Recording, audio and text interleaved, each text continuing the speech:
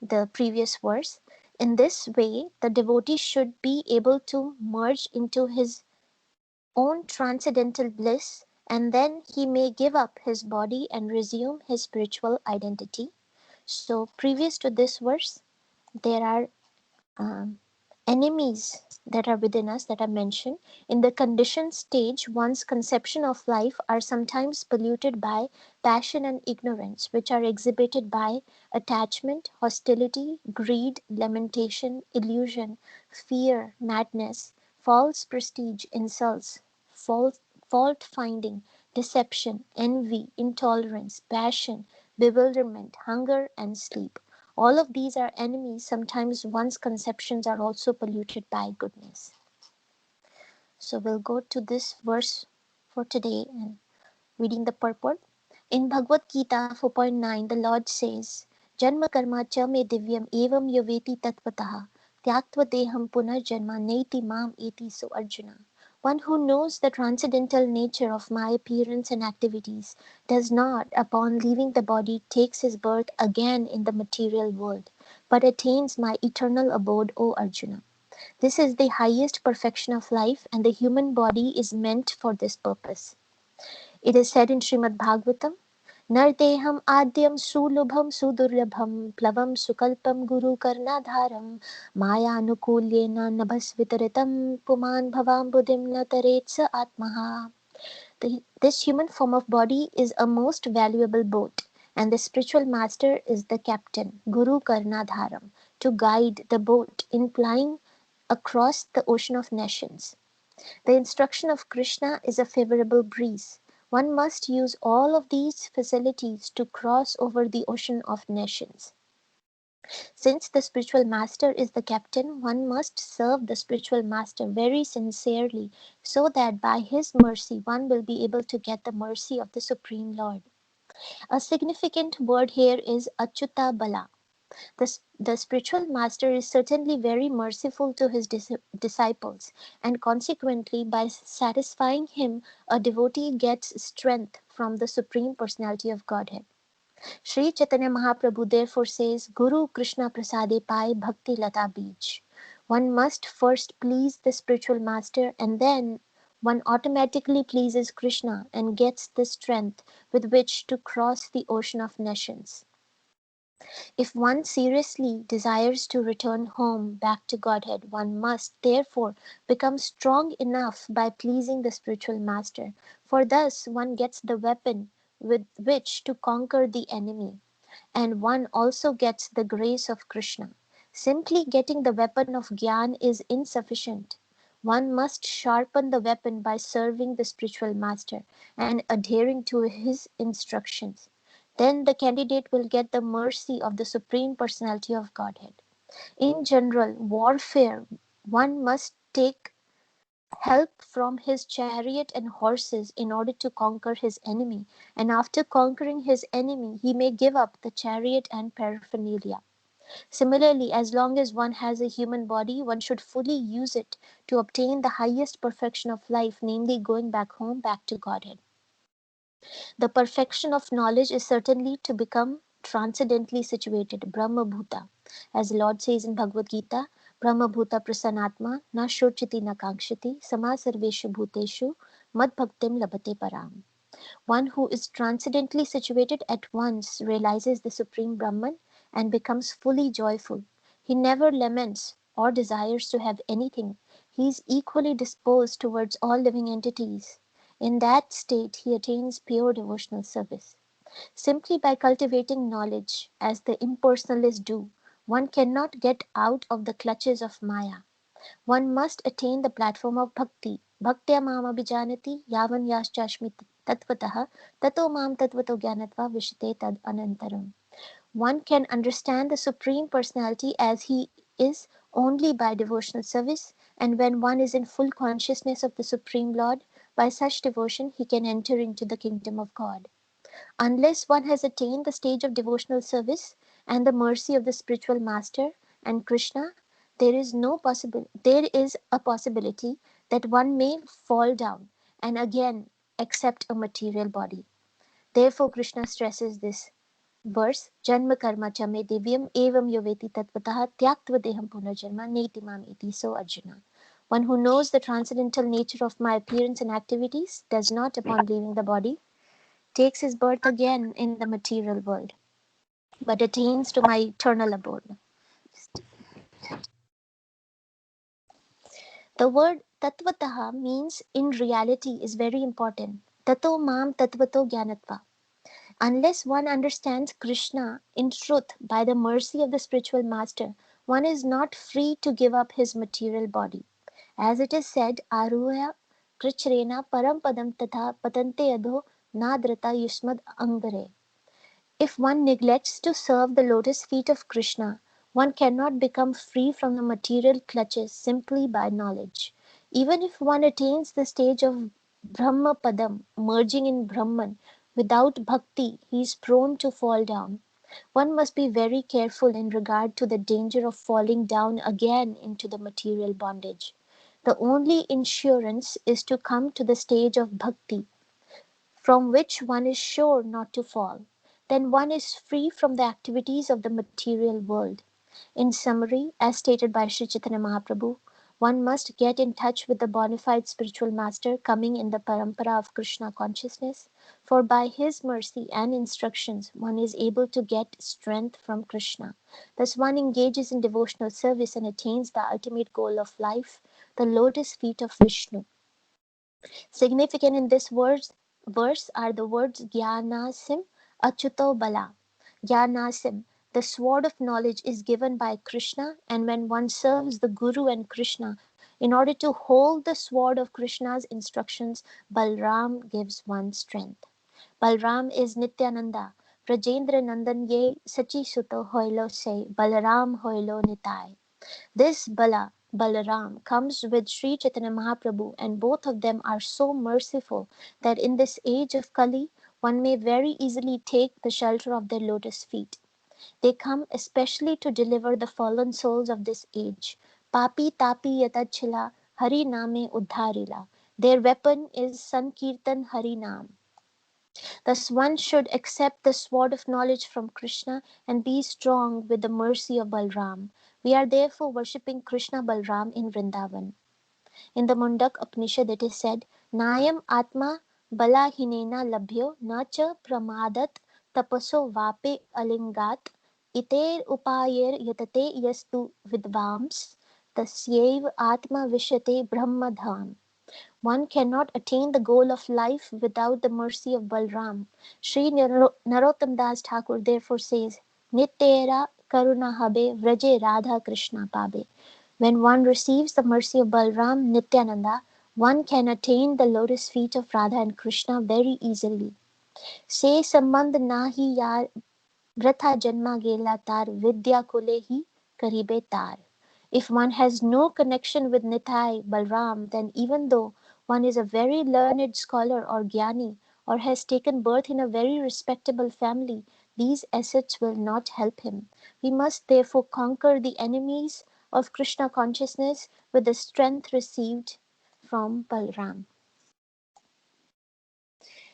So, Chaitanya Mahaprabhu and Nityananda Prabhu, they have incarnated in Kali Yuga not to kill the demons, but to kill the demoniac mentalities within us.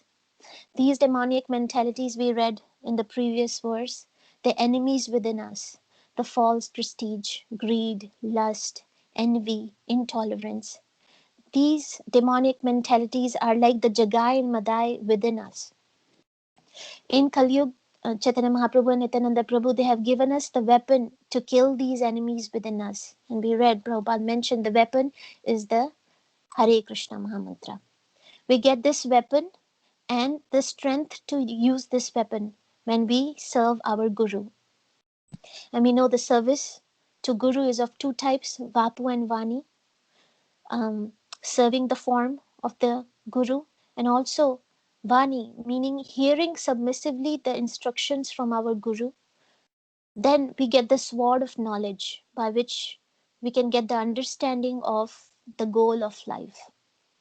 Prabhupada quotes this verse, Nardeham Adyam Sulubham Sudulabham Plavam Sukalpam Guru Karnadharam. We have gotten this human body with the sole reason to cross the ocean of nations.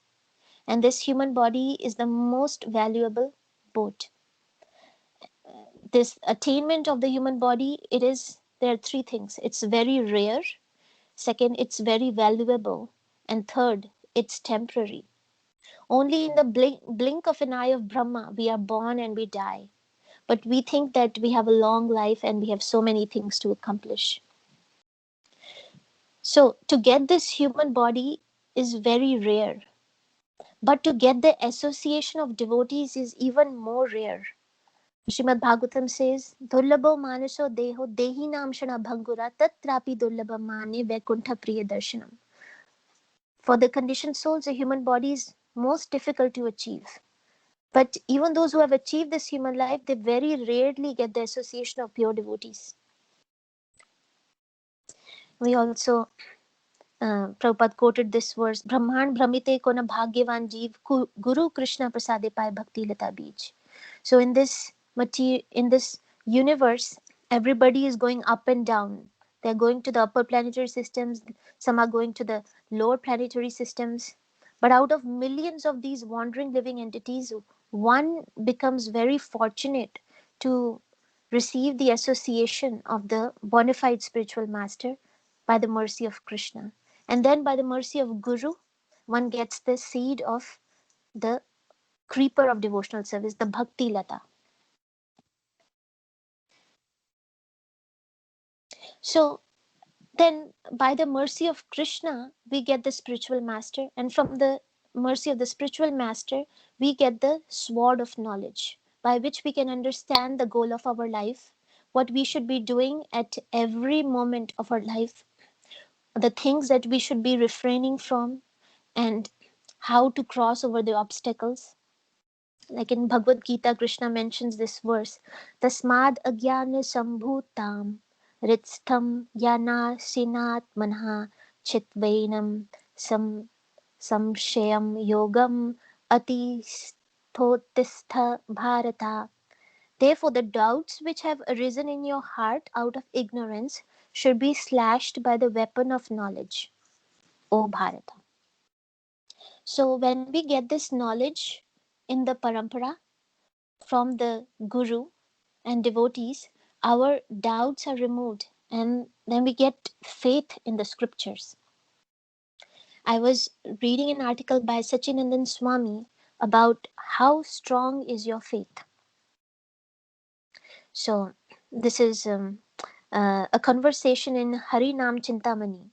When asked by Sri Chaitanya Mahaprabhu about the qualification for chanting the holy name, the great devotee Srila Haridas Thakur replied that anyone who with undeviating faith takes shelter of the chanting of Lord Krishna's holy name, knowing that the chanting is the Yug Dharma, attains everything.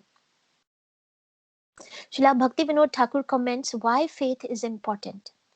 In performing pious deeds such as giving charity, performing fire sacrifices, taking ritual baths, or doing japa of Vedic mantras, one must consider whether the time, place, and objects are pure or not.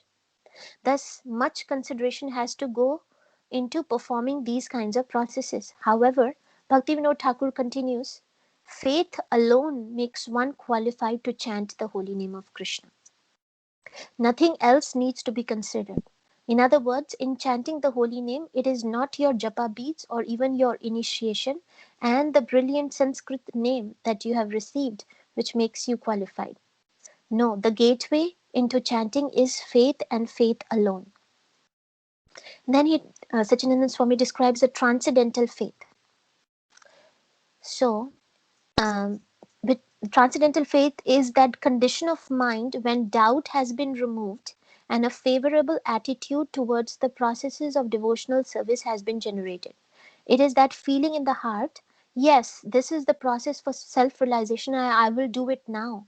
And you do it not out of, I have to do it, after all, I promised it, but voluntarily, with some love, some gratitude, or some favorable feeling towards Krishna. So we do the chanting of the holy name not out of duty, but out of understanding that understanding and the faith that the holy name is the Yuga Dharma, is the only way that we can attain perfection in Kali Yuga. Faith and surrender are equivalent. A person with strong faith surrenders, and a person with weak faith cannot surrender and give much to Krishna. It is natural. With faith, you are able to surrender more to chanting, meaning you are able to give up your ego and your mind and immerse yourself fully. Then the holy name will infuse you with his energy and you will feel greatly enthused. So, Sachinandan Swami is saying that with faith comes the strength and the energy to do the devotional service. How does faith work? Transcendental faith gives birth to what is called virya. It is a vigor, an energetic endeavor to pursue the practices of bhakti. This also means that if your faith is weak, you simply lack the energy to practice bhakti. Rising early for Mangal Aarti, chanting and dancing for many hours, distributing books on the street, or any spiritual activity where you need some discipline are only possible to do if you have faith.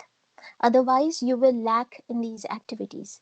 Furthermore, when you have that inner strength, you will also get smriti, an undisturbed mind, which means that you will always remember the tenets of bhakti, whatever your situation may be. You'll be able to keep your goal in mind and remember the advice of Shastra no matter what. From these two items, virya and smriti, many other assets develop, such such as undivided concentration and the realization that you are not the body and mind, but an eternal soul, invulnerable. So I think it is a very important question to ask: how strong is my faith? So faith is what gives us virya and smriti, the energy or the strength to perform our daily sadhana with enthusiasm, with one pointed attention, with discipline. If we have faith in the holy name, we will make our best to rise during Brahma Muhurat, chant rounds beyond the minimum of 16 rounds, which we are told to do. In fact, we will chant 24 hours. Even during our sleep, we will chant. We will not even waste a moment without chanting the Harinam if we have faith. In the famous Jaladuta poem, Prabhupada says that I have no devotion, nor do I have any knowledge, but I have strong faith in the holy name of Krishna. And we know practically the ISKCON movement, it started with the chanting of the holy name. And Srimad Bhagavatam says that what is the greatest obstacle in our sadhana? The four Kumar says in Canto 4, there is no stronger obstruction to one's self-interest than thinking other subject matters to be more pleasing than self-realization. So when we think that we can get happiness from material things, and that we can enjoy in this material world, then that becomes the greatest obstacle. That lowers our faith. On the other hand, if we are fully convinced and we have full faith that there is nothing this material world can provide us, that this material world is dukhalayam ashashvatam, as Krishna says, and my ultimate benefit lies only in one pointed surrender to Krishna and surrender to the holy name, which will give me the highest benediction, which is Krishna Prem, Krishna's association. Then we will chant with attention, with enthusiasm and full focus. We'll get this virya and smriti. Shraddha sabde vishwas kahe sudridra nishchay, Krishna bhakti kole sarva karma krat hoy. So Chaitanya Mahaprabhu says that Shraddha is that firm faith that by rendering loving service to Krishna, one automatically performs all other subsidiary activities. Krishna also, or Bhagavatam has this verse in Canto 11, says that having awakened faith in the narrations of my glories, being disgusted with all material activities, knowing that all sense gratification leads to misery, but still being unable to renounce all sense enjoyment, my devotee should remain happy and worship me with great faith and conviction. Even though he is sometimes engaged in sense enjoyment, my devotee knows that all sense gratification leads to a miserable result, and he sincerely repents such activities. So, we need to have faith in the words of the Shastra that all sense gratification leads to miserable results. So, we should repent for our sinful activities. In one of the songs, Bhaktivinoda Thakur singing, বড় সুখের খাবো গায়, বড় সুখের খাবো গায়, সুরভি কুঞ্জেতে নামে হাঁটা খুলেছে, খোড়া নিতাই, খোড়া নিতাই, বড় মজার কথা তাই, বড় মজার কথা তাই, শ্রদ্ধা মূল্যে শুদ্ধ নাম সে হাতেতে ভিকায়, যেত ভক্তা বৃন্দাবাসী, যেত ভক্তা বৃন্দাবাসী, অধিকার দেখে নাম বেছে দরাখা কাশি, যদি নাম কিনবে ভাই, যদি নাম কিনবে ভাই, আমার সঙ্গে চলো মহাজনের কাছে যাই, তুমি কিনবে কৃষ্ণ নাম, তুমি কিনবে কৃষ্ণ নাম, দস্তুরি লইব আমি পূর্ণ হবে কাম, বড় দয়াল নিত্যানন্দা, বড় দয়াল নিত্যানন্দা, শ্রদ্ধা মাত্রা লইতেন পরম Ananda. Bhaktivinoda Thakur is saying, I am singing news of great happy tidings. Lord Nityananda himself has opened a marketplace of the holy name in Surabhi Kunj. The news of its great results is that he is selling the pure holy name in that marketplace for the price of only one's faith.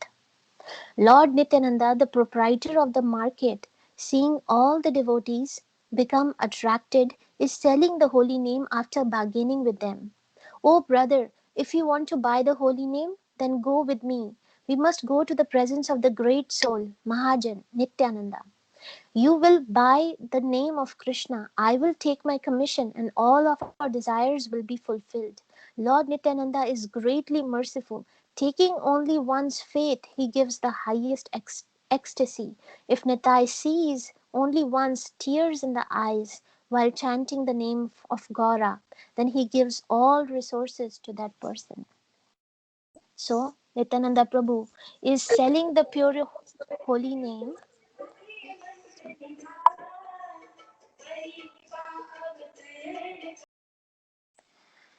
So Nityananda Prabhu is selling the pure holy name in the marketplace, and what is the price that we need to pay to purchase it? It's our faith. And taking our faith, he is giving us the highest ecstasy. So we should have full faith in the instructions of Guru, Sadhu and Shastra. And we need to chant with deep faith, firm determination that Radha and Krishna are personally present in the Mahamantra. That the holy name is our greatest wealth. And that the chanting is the means and the end, which means it is the way to achieve the goal and it is the goal itself. And that Hari Nam will give us Krishna Prem, which is the highest goal of life. And Hari Nam is the best gift that Krishna has given us, that Srila Prabhupada and the devotees have given us. So we should have that faith.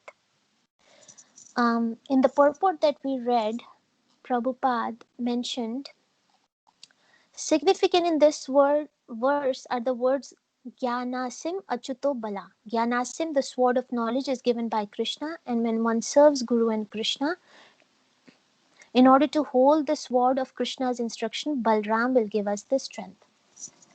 So by serving the Guru, we get the mercy of Lord Nityananda, and we get the strength to lift the sword of knowledge and the weapon of the holy name. And then this weapon will smash all the enemies within us. And Prabhupada quoted this verse, Nayam Atma Balahinena Labhyo, which says that one cannot attain the goal of life without the mercy of Balram. So I was hearing one lecture by Prabhupada on Nityananda. The lecture was on Nityananda Triyodashi. I will read. And Prabhupada is talking about the spiritual strength. So Prabhupada says, under false pretext, false prestige, everyone is thinking that we are independent. We can find out the solution of the problems of life by material adjustment. So on and so on. So this is our material disease, ahankara vimuratma. Bewildered, they do not understand that the real strength is spiritual strength. We see daily that a very strong man, very powerful man, very good brain, very good scientist. So where is the strength? The strength is Atma. As soon as the Atma or the soul goes out of this body, so intelligent, so strong in so many things, but he is nothing. That is the difference between dead man and the living man. A living man is very powerful, very good position, everything. As soon as he lies down, he is lying down on the floor, and if you kick him on his face, he'll not protest. So where is that strength? That strength is gone. That is spiritual strength. On the spiritual strength, the body moves. Suppose you have got a very good car, Mercedes car or Rolls Royce, but when there is no petrol, how the car will move? It is not possible. There is spirit, petrol spirit. Similarly, real strength is spiritual strength. That spiritual strength is Balram. Balram means strength. Therefore, we have to take shelter of the lotus feet of Balram, Guru Tattva. Balram means Guru Tattva. Balram represents Guru. Yasya prasadat bhagavat prasado. If we want to understand Chaitanya Mahaprabhu, if we want to understand Krishna, then we must take shelter of Balram. Nayam atma balahirena labhya. This balahina labhya, this Vedic injunction means without the mercy of Balram, you cannot understand, you cannot realize your spiritual identification. So that Balram comes as Nityananda Prabhu. Therefore, we must take shelter of Balram. So Prabhupada is saying that the real strength is spiritual strength. As long as soul is there in us, we are alive. When the soul leaves, the body cannot move. So this soul, it gets the strength from the super soul. Without Krishna supplying us with energy, we cannot even lift our one finger. So we should give up any false prestige and we should become humble and completely surrender to the mercy of Krishna and Guru. So Balram, he is the embodiment of spiritual strength. In bhakti, as we move ahead, our past calls us back, meaning the impressions that we have in our mind from our past sinful activities, it tends to drag us back. So we need spiritual strength to move forward. And why do we pray to Lord Balram for spiritual strength? Because Lord Balram, in the form of Anantashesh, he's holding millions of universes on his head. And he's not standing on anything. The whole planetary system, everything is moving because of Anantashesh. The gravitational force is the strength of Balram. So similarly, the spiritual strength that is needed to hold our bhakti together, we get from Lord Balram. The original guru is Lord Balram. And Balramji, he appears as Krishna's brother in 3 yugas. In Treta Yuga, Balramji appears as Lord Ram's younger brother, Lakshman. And Lakshman's constant meditation is simply being the servant of Lord Ram. And um, in Kali Yuga, Lord Balram appears as Lord Nityananda. And Lord Nityananda's constant meditation is service to Lord Chaitanya Mahaprabhu. There is no servant who can equal Lord Nityananda Prabhu because he understands the heart of Chaitanya Mahaprabhu, which is to deliver the mercy of the holy name to everyone and anyone without any discrimination. So Lord Nityananda Prabhu, he was such a servant that although he was completely renounced and he was living just like a sannyasi, one day Chaitanya Mahaprabhu tells him that Nityananda, you should marry. So Nityananda Prabhu, he understands why Chaitanya Mahaprabhu is asking him to marry, because Lord Chaitanya, he is a sannyasi and he has to uphold a high standard, and there are only certain places that he can go to, otherwise he would be criticized for going to fallen places. But then what about those people who go to such fallen places?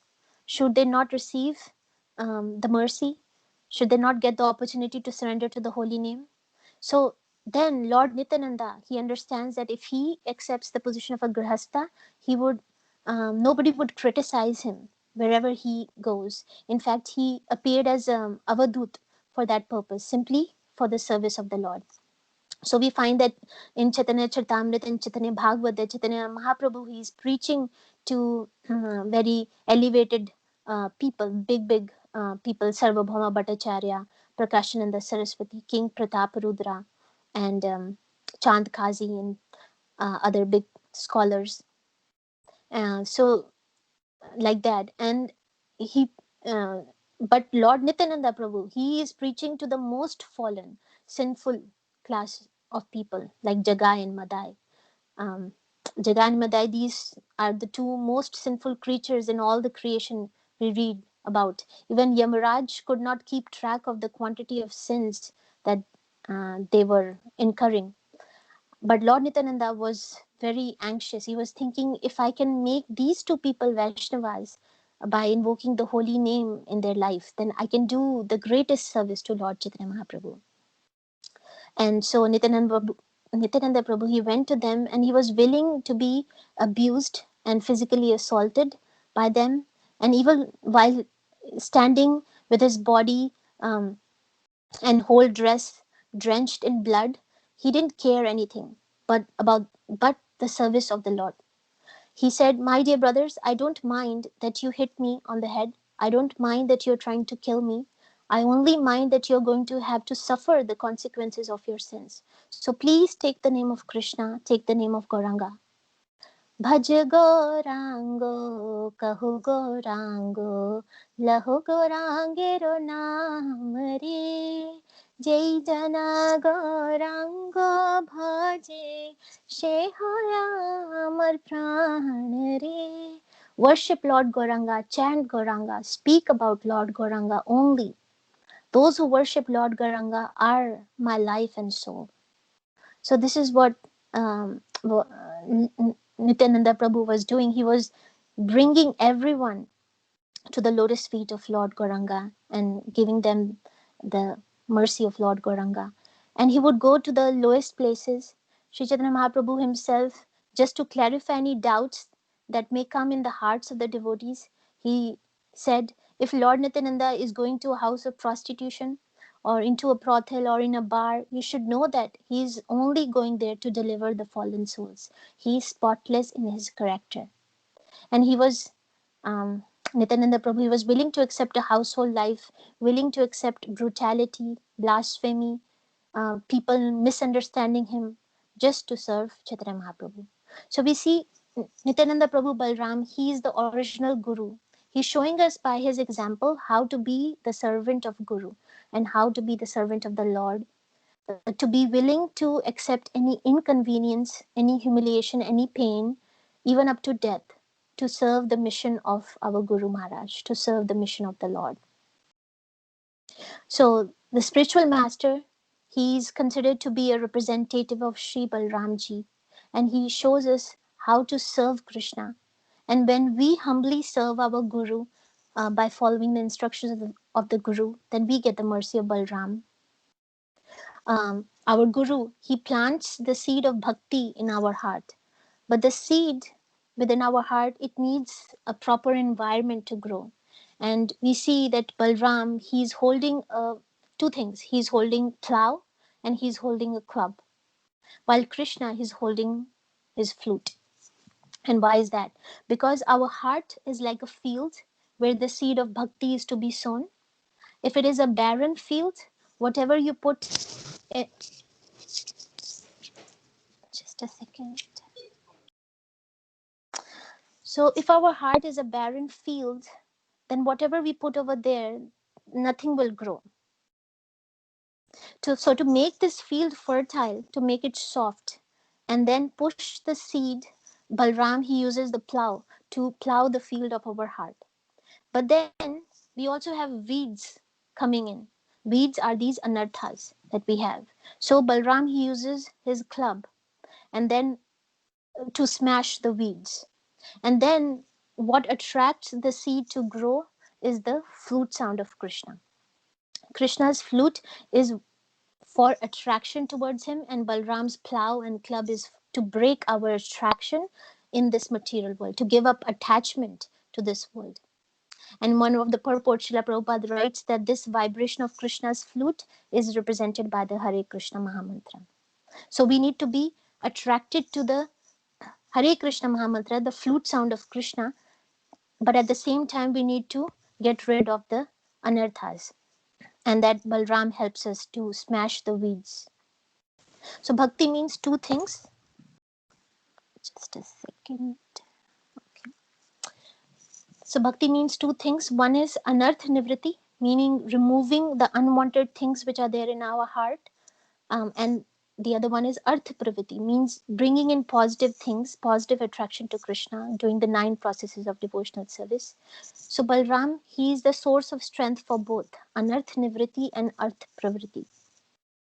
And Krishna, he is all attractive.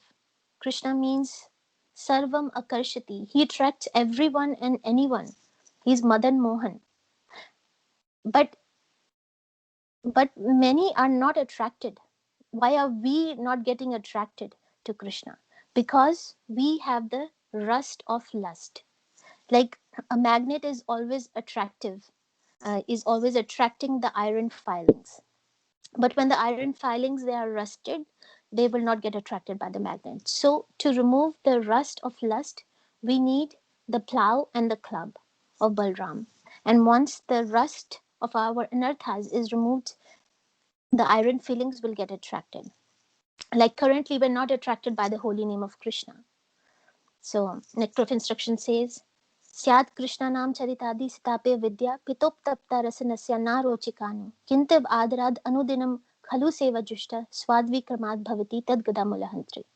Holy name of Krishna is transcendently sweet like sugar candy, but we have the jaundice of avidya.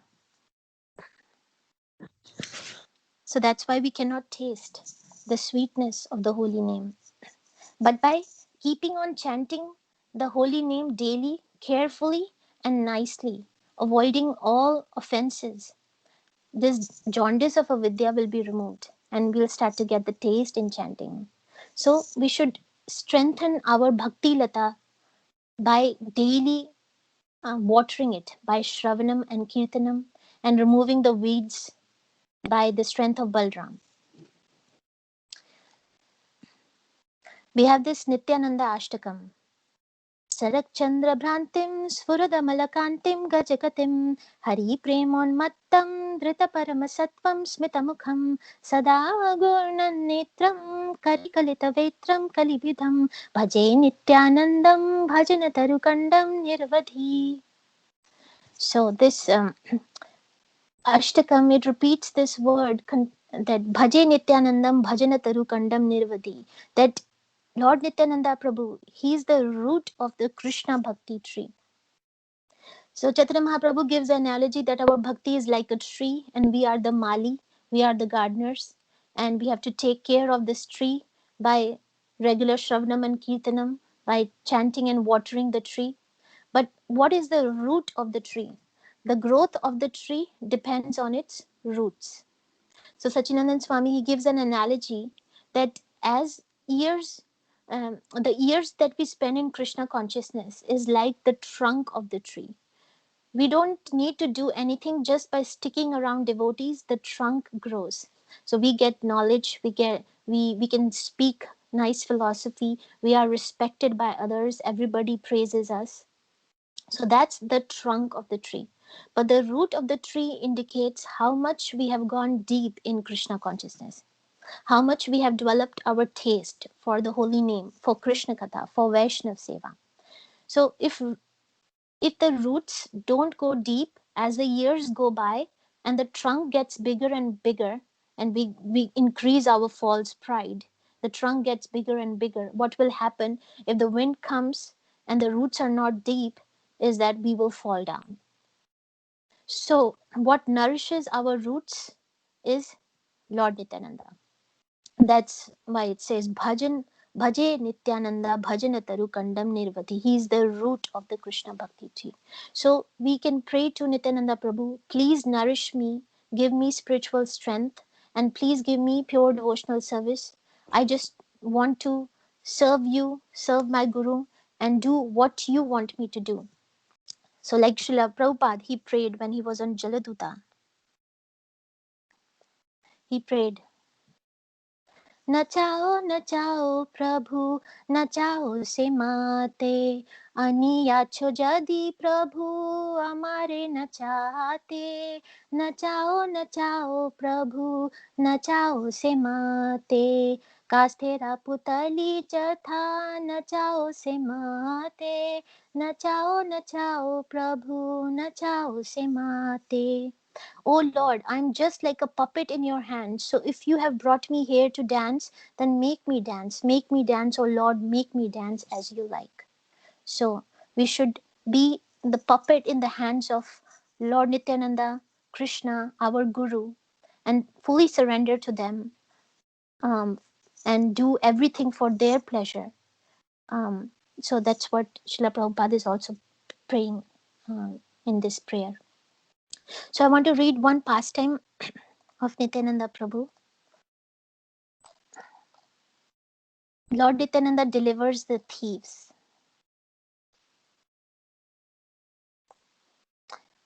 Would someone like to read it from here? I can read. Sure, Prabhu. Okay, so Lord Balram, Krishna's first spiritual expansion, plays the role of Krishna's elder brother. Lord Balram appeared with Chaitanya Mahaprabhu as Nityananda Prabhu. He assisted Lord Chaitanya with his mission to spread Krishna consciousness freely, distributing pure love of God without regard to caste, color, or creed. In the second half of his life, Chaitanya Mahaprabhu entered the renounced order of life, sannyas. He decided to live in Jagannath Puri, Orissa, and he ordered Lord Nityananda to preach in Bengal. Lord Nityananda enjoyed an especially opulent mood. In Sri Chaitanya Bhagavat, Srila Vrindavan Das Thakur, a disciple of Nityananda Prabhu, vividly describes how Lord Nityananda adorned his body with beautiful blue silk garments, valuable jewels, and many flower garlands. Once he sat upon a golden throne, while his followers offered him abhishek, bathing his body with milk, yogurt, juices, and other paraphernalia, as described in scriptures pertaining to deity worship. By demonstrating his opulence and grandeur, he revealed his divinity and attracted many souls to pure devotional service. Lord Nityananda is Vishnu Tattva, that is, he is God and not an ordinary living entity, Jiva Tattva. But the chief purpose of his appearance was not to showcase his wealth and beauty, but rather to distribute his inconceivable mercy to the suffering souls in the material bondage. Out of his supreme compassion, he traveled from door to door to ask everyone to chant the holy names of the Lord and thus achieve spiritual perfection. Lord Nityananda did not distinguish between qualified and unqualified souls and delivered the most degraded and sinful. Once, when a gang of thieves wanted to rob him of his ornaments, Lord Nityananda not only purified them of their sins but ultimately awarded them pure love of God. A greedy gang of thieves. Should I continue? Yes, Prabhu. You can read till you are tired and I can read then. Okay. Srila Vrindavan Das Thakur has narrated this astonishing pastime in Chaitanya Bhagavat, Antya Khanda 5.527 to 706. The leader of the gang, who had been born in a Brahmin family, had rejected religious principles to associate with wicked materialistic people and lead a sinful life of cheating, stealing, and even murder. Fortunately for him, he dwelled in the holy land of Navadvip when Lord Nityananda was performing his pastimes there. Lord Nityananda was residing with a devotee named Hiranya Pandit. Although Hiranya Pandit was poor, his heart was rich with pure love of God. And Lord Nityananda appreciated his company so much that he left his other associates to stay in Hiranya Pandit's home. Unlike Hiranya Pandit, the thief lacked such appreciation for the spiritual wealth of Lord Nityananda's company. He simply coveted others' material assets under the illusion that this would somehow make him happy. One day, the thief spied Nityananda Prabhu near Hiranya Pandit's house. He saw that the Lord wore golden bracelets, armlets, and earrings set with pearls. Necklaces made of gold, coral, jewels, and pearls adorned his beautiful body. Enchanted by such dazzling splendor, the thief craved the Lord's wealth. He stealthily followed the Lord to ascertain his residence and informed his companions of his great discovery. My dear brothers, the thief announced, our days of suffering are about to end. I have seen the most valuable jewels all together in one place, on the body of Nityananda. He is staying alone in the house of Hiranya Pandit, so tonight let us go there and rob everything. Equipped with daggers, swords, and tridents, the thieves gathered near Hiranya Pandit's house that evening. They were blinded by boundless materialistic ambition, and their minds were overpowered by an insatiable greed. Because of their demoniac mentality, they did not consider Nityananda Prabhu's true identity as the Supreme Personality of Godhead, or his jewelry as an expansion of his spiritual energy. Instead, they considered him as an ordinary man. Instead, they considered him an ordinary man and his ornaments merely matter to be conquered. The thieves camped near Hiranya Pandit's house and sent a spy to investigate the feasibility of their plan. The scout returned and informed the others that Nityananda was eating and his associates were awake. He could, he could not comprehend the activities of the Lord's associates, who were intensely engaged in Sankirtan, the congregational chanting of the holy names of the Lord. They exhibited symptoms of deep spiritual ecstasy, such as shivering, crying, rolling on the ground, and standing up of the bodily hairs. The spy could see these activities only as a momentary impediment to his sense gratification. The thieves decided to wait a few hours and approach the house later, when they presumed the Lord would be asleep. In the meantime, they dreamed of the wealth they expected to attain, each claiming a different ornament as his own. The thieves fall asleep. Lord Nityananda, being the Supreme Personality of Godhead Balaram, is fully endowed with spiritual strength, Bala. As the first expansion of Krishna's spiritual energy, Nityananda has all of Krishna's potency, and so he perfectly understood the thieves' sinful intentions. Through his mystic power, he caused them to fall asleep, and they slept deeply through the night. When they awakened suddenly to the squawking of crows, the sun was already high in the sky.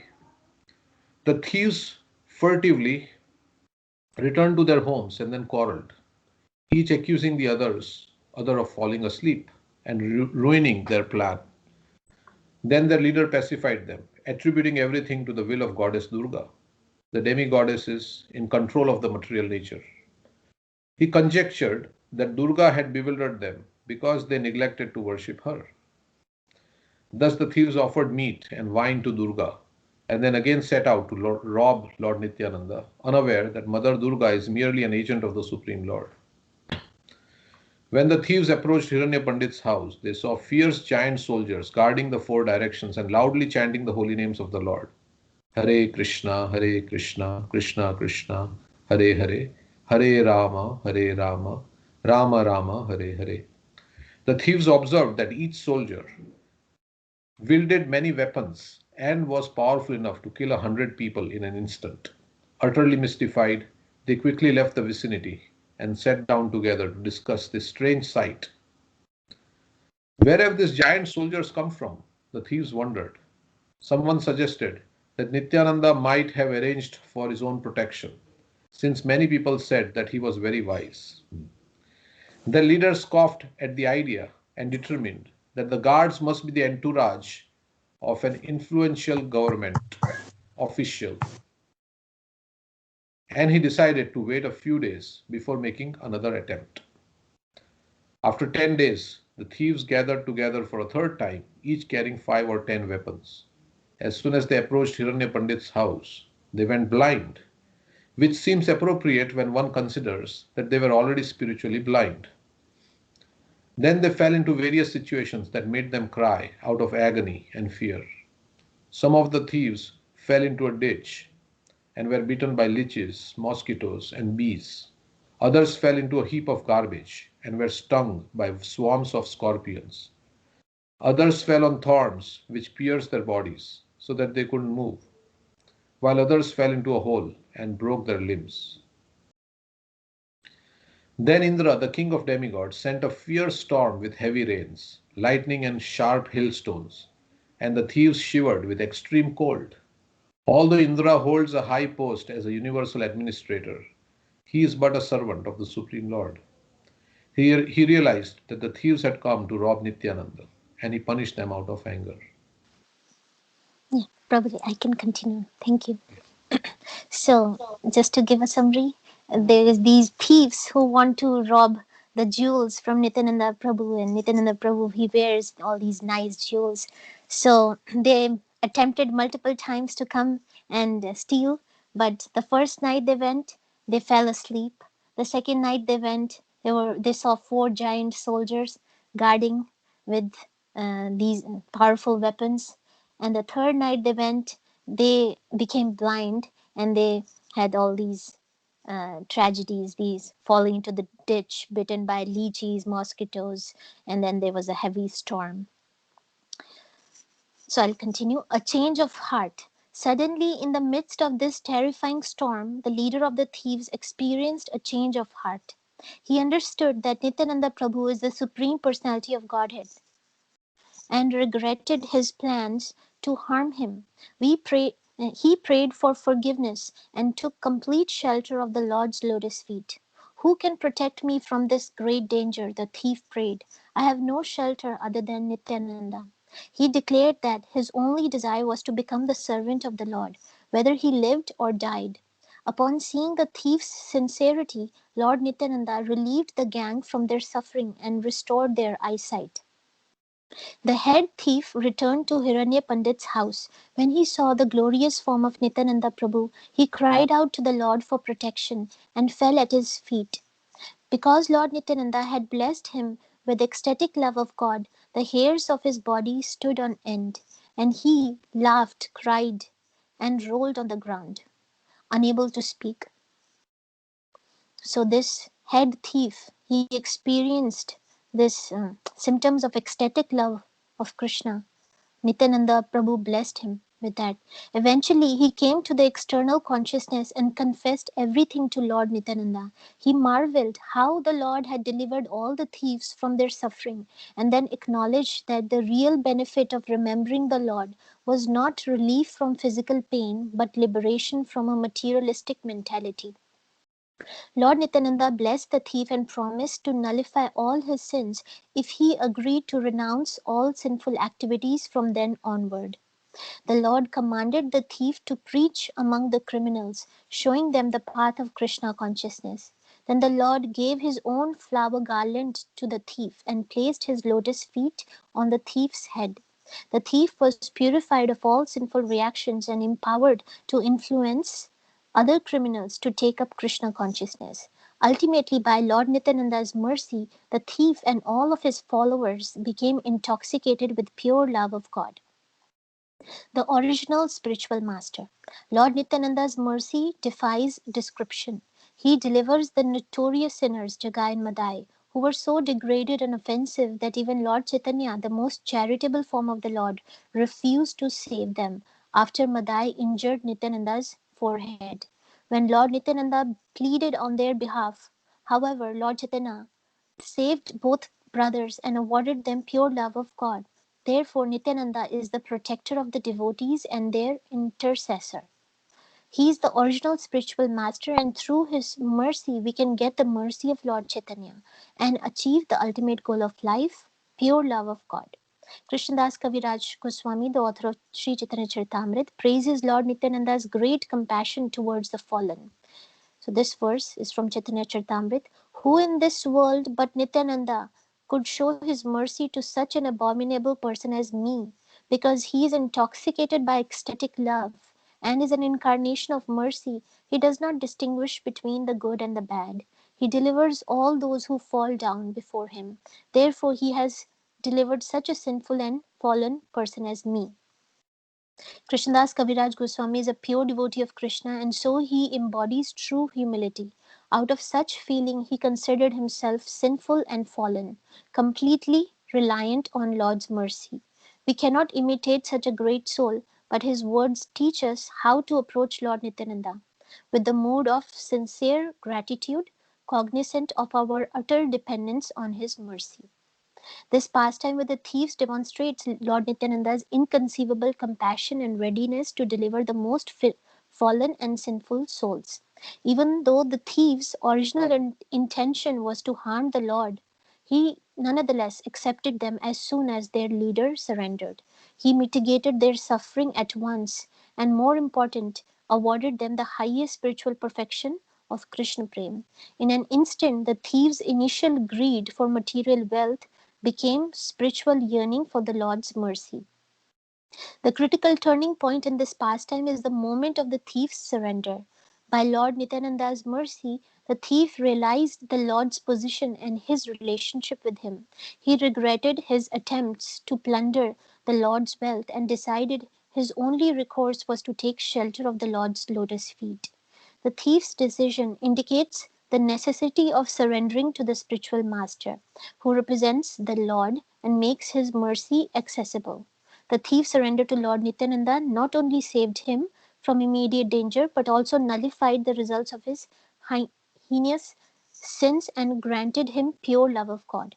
Additionally, he was empowered to be a spiritual master in his own right by becoming dispensary of Nityananda Prabhu's mercy to countless criminals. By following the thief's example and surrendering to Lord Nityananda, we can get the mercy of Lord Chaitanya and thus easily gain the most elevated spiritual treasure of pure love of God. As Srila Vrindavan Das Thakur says in Chaitanya Bhagavat, the shelter of the Supreme Lord was not easily attainable in other incarnations, but Nityananda always induced everyone to surrender to Lord Chaitanya. We must approach Krishna through the mercy of Lord Chaitanya, and we must approach Lord Chaitanya through the mercy of Lord Nityananda. Okay, so how to get the mercy of Lord Nityananda? I'm just going to summarize few points from this article. We need to receive the mercy of Lord Nityananda by following the instructions of our spiritual master and be grateful for what we have gotten. Prabhupada, whenever he talked about mercy, he would say that it is causeless mercy. You cannot say that, oh Lord Nityananda, I have been chanting for 15 years, I've been following 4 regulative principles, give me your mercy. So, like, mercy is not demanded, it is causeless. You just get it. And if we are aware that we have already gotten the causeless mercy, what is the proof? We are in the association of devotees, we are hearing Hari Katha, we have the holy name, so we have gotten that mercy, but now we need to receive the mercy, and that is by following the instructions. And we need to be grateful to Krishna and Chaitanya Mahaprabhu and Lord Nityananda and thank them that that all of that they have given to us. So we should remember to be grateful. So then the second point is that we should be repenting our sins that we have committed in the past. And we should be surrendering to the Lord, saying that, Lord, from this day onwards, I am yours. And I vow that I would not sin again. So like here in this pastime, the thieves, they vowed that they will not sin again. Even in the Jagai Madai pastime, Chaitanya Mahaprabhu says that I will give you mercy, but you have to take the vow to not sin again. So we should renounce all sinful activities moving forward. And surrender to Krishna. And then we need to remind others about this mercy. We should be preaching, spreading Krishna consciousness. If we keep the mercy to ourselves, then that's not the mood of Nityananda Prabhu. So we have to share and try to include as many people as possible in this circle of Krishna consciousness and share the mercy that we have gotten. And then we need to chant the holy name attentively. Nityananda Prabhu is always chanting the holy name of Krishna ecstatically. And this is the instruction that we receive from our Guru. We have vowed to chant the 16 rounds every day, and we need to chant it attentively so that we experience the taste and the bliss, similar to what Nityananda is feeling when he is chanting. So we should just listen to one Maha Mantra that we are chanting at the moment, and we should not dwell in our past nor think about the future. Just focus on the Mahamantra that we are chanting. We should hear the Mahamantra attentively, and then we can see the mercy that comes our way. Thank you, Prabhuji. I'll stop here. Hare Krishna, very wonderful class. Thank you for sharing your realizations. So, anybody has any comments they would like to say anything, or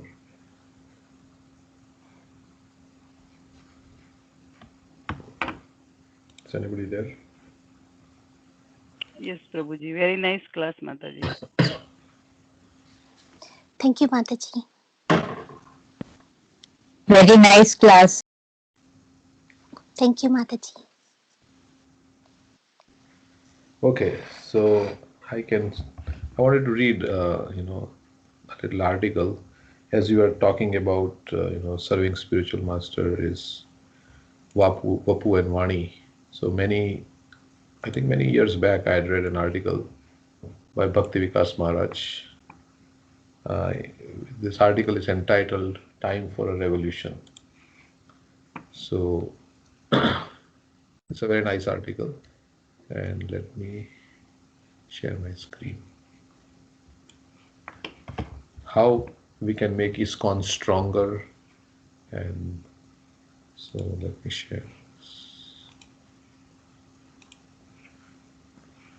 So, time for a revolution. If you really want to see ISKCON a lot stronger than it is at present, and if you're ready to take part in grassroots revolution, here is a program for you.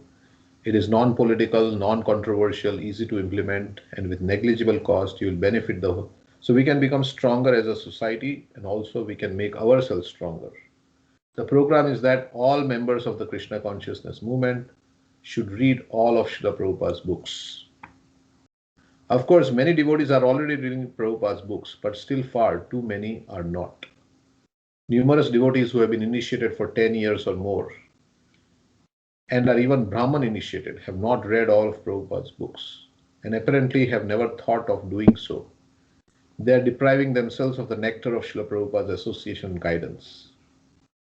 Maybe due to a lack of time, a Shudra-like mentality, being preoccupied with working hard and earning money. Prabhupada saying that, when we are preoccupied, then we don't have time to read the books. Having little interest in philosophy, wasting their life watching TV or on the internet, or reading other books apart from Srila Prabhupada's. Not that going to websites or reading other books apart from Srila Prabhupada's is necessarily wrong, but the focus should be on Srila Prabhupada's books. It is Srila Prabhupada's books that will change the world, and it is Srila Prabhupada's books that give solid understanding of Krishna consciousness. It is particularly through Srila Prabhupada's books that we can make positive advancement and gain the strength to overcome Maya. Srila Prabhupada's books tell us how Maya works and give practical advice for overcoming Maya. For instance, it seems that nowadays many devotees do not even know that they should not eat food cooked by non-devotees. But by reading Srila Prabhupada's books, they will come to know. Dear devotees, by reading Srila Prabhupada's books, you will get spiritual strength and a clear understanding of the mission and philosophy of Sri Chaitanya Mahaprabhu and Srila Prabhupada. If you are not feeling inspired in spiritual life, you will definitely gain inspiration by reading the books of Srila Prabhupada. You will also get inspiration to distribute those books and to preach Krishna consciousness. Devotees enjoy hearing stories about Srila Prabhupada from his disciples, about how those disciples personally interacted with him. By reading Srila Prabhupada's books, you will feel intimacy with him, like that which comes from a mother reading to her child. Srila Prabhupada said, if you want to know me, read my books. By doing so, you will feel closeness to Srila Prabhupada, how he is personally speaking to you through his books. Make Srila Prabhupada happy. He becomes pleased if you read his books. Here are just a few of the many quotes from his letters that confirm this. So these are some of the quotes from Prabhupada where he says how happy he is. I'm glad to see how nicely you're reading my books. Please continue to do this. We need so many preachers who are soundly versed in the scriptures to convince the world to take to Krishna consciousness. I request you to thoroughly study all of our literatures very thoughtfully and try to understand the sublime import of this Krishna conscious philosophy. I am very pleased that you are inclined to read and study our books with seriousness. Thank you very much. So continue it wholeheartedly. We want good preachers also. Preaching shouldn't depend on me only. My disciples should become all good preachers, and that depends on studying the books nicely so that you can arrive at the right conclusion.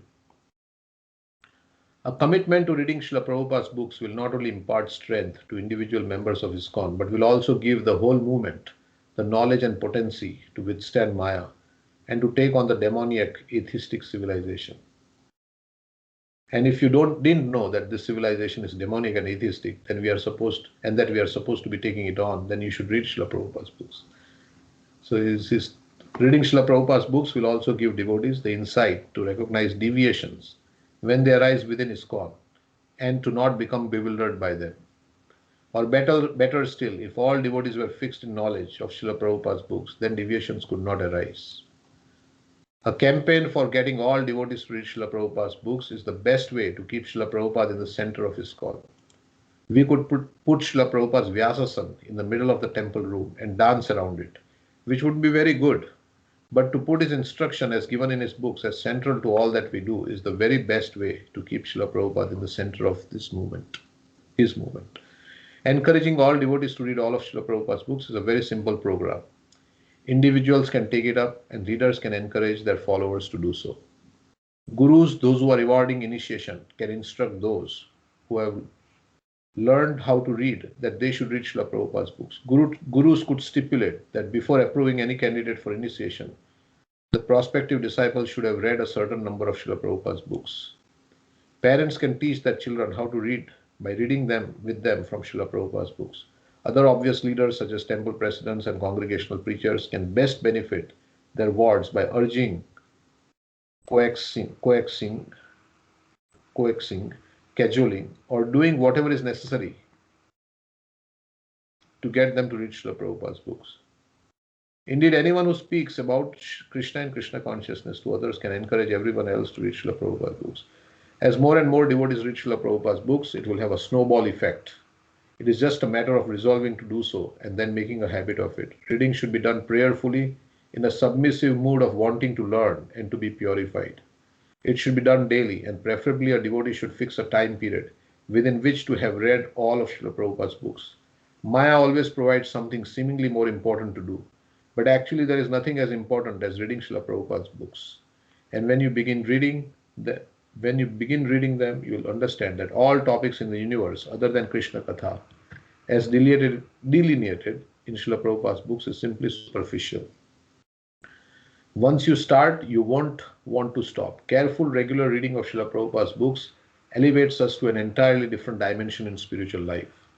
On the other hand, if we do not read, if we do not know why we are doing what we are doing, then our devotional practice is probably on the basis of sentiment, which is insubstantial and means that we cannot advance properly. Srila Prabhupada wrote, all the devotees connected with Krishna consciousness movement must read all the books that have been translated. Chaitanya Charitamrita, Srimad Bhagavatam, Bhagavad Gita. Otherwise, after some time, they will simply eat, sleep, and fall down from their position. Thus, they will miss the opportunity to attain an eternal blissful life of transcendental pleasure. Most of Srila Prabhupada's disciples will not be in this world much longer, which means that soon the whole responsibility to transmit the teachings of Parampara will be with the next generation. If you have not gone very deeply into those teachings as received through Srila Prabhupada, then what will you give to others?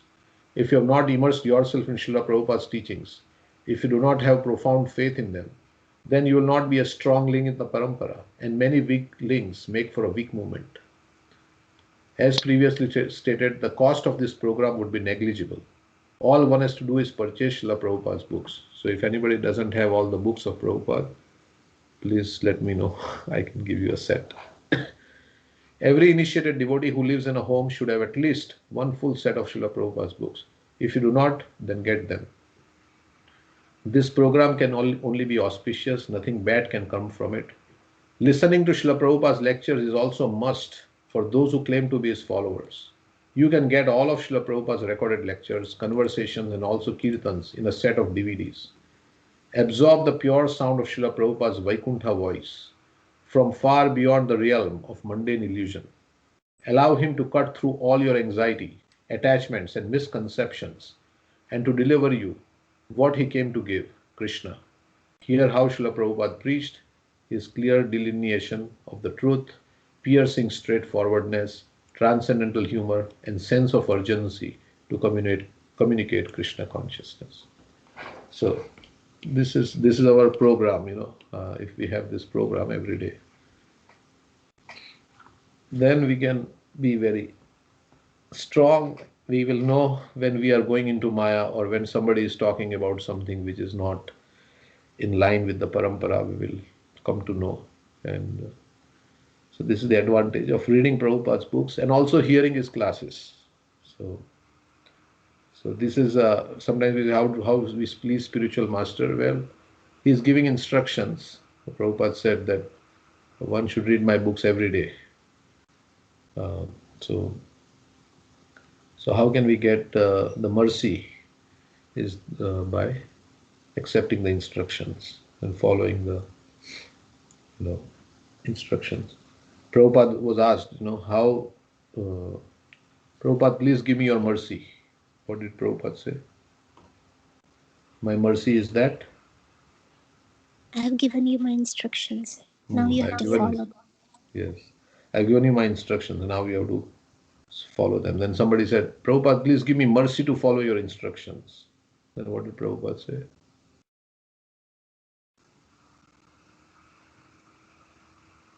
Please give me the mercy to follow your instructions. So Prabhupada said, it is like a man who has fallen into a well. Somebody is lowering a rope, and you are saying, please give me mercy to hold on to the rope. He said like that. The one lecture by Giriraj Maharaj. So just do it. Like Prabhupada says, you have been given the opportunity. You don't think that, okay, you have mercy. You have to have some willpower, like we have willpower for so many other things, to do our work. We have some willpower, otherwise we can't work, right? So we have willpower, so we have to have just willpower. Prabhupada says that was what he was trying to say, that the rope has been lowered, now just hold on to it. You are saying, somebody is saying that now give me mercy so that my fingers can curl around the rope. But mercy is there, the strength is given already. With the instruction comes the strength to follow it also. Of course, when we get willpower, we should think it is Krishna's mercy. Yes, we should not think that it is my own willpower. But we say this should be our, where there is a will, there is a way. If you really want it, it will happen. It is only a matter of how seriously you want it. In English, we say, where there is a will, there is a way. So anything we want to do, if we are strongly determined to do it, yes, we will do it. Or at least we will attempt to do it. Whether we'll get the result or not is in Krishna's hand, but we will start, so that is also to make our willpower strong, because every one of us has been given this free will. So I was also thinking about how you can develop faith. Faith comes with, you cannot purchase faith in the market. You can't go and buy faith. But you can get faith by associating with those who have faith, by hearing from those who have faith. For me, mostly it is like Srila Prabhupada's conviction. When he says in his books, there is a spiritual world, we are not this body, then that's it. Because just hearing him and just reading his books, this conviction will come. Yes, how can Prabhupada be wrong? He's saying it. So that is how also many disciples of Prabhupada, they got this faith by seeing the conviction of Prabhupada. So that is, and Prabhupada is speaking from Shastra. He is not speaking his own philosophy. So he is speaking from Shastra, but by his association through his Vani, through his lectures, we can get faith.